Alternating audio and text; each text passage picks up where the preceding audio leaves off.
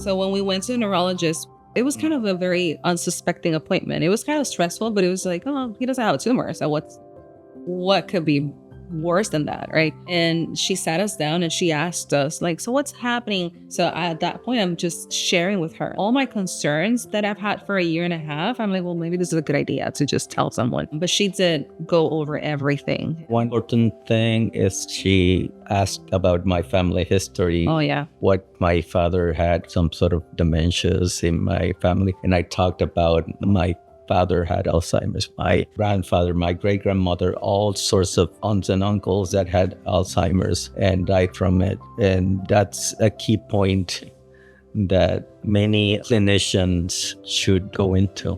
I was impacted by Alzheimer's from very early on.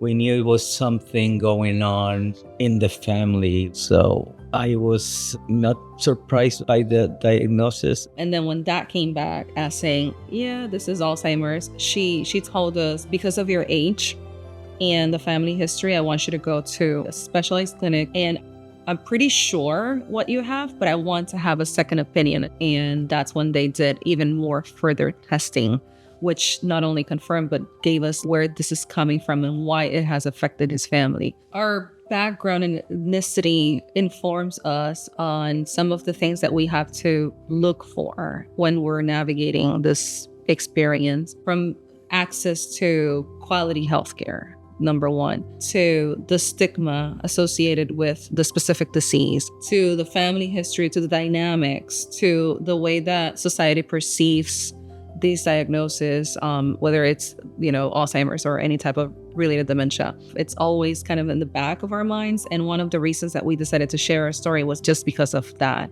Because we know that in our country, in our society, and the circles that we kind of navigate, there is a lot of misconceptions. There is a lot of miseducation and misinformation about specifically Alzheimer's, when we know that as Hispanics, we are being diagnosed at a higher rate than other counterparts. So it was very important for us to, I think about the experience growing up and the things that we heard, even him growing up in a house with Alzheimer's. So we wanted to kind of, if we could, serve as a mirror for others. Like, it's okay to talk about this. It's okay to seek out help. It's okay to acknowledge that this is devastating and that you're grieving and that it affects your mental health. It's okay to be vulnerable. It's okay to accept that you have Alzheimer's. It's okay that if you make a mistake because you forget something, it's not the end of the world.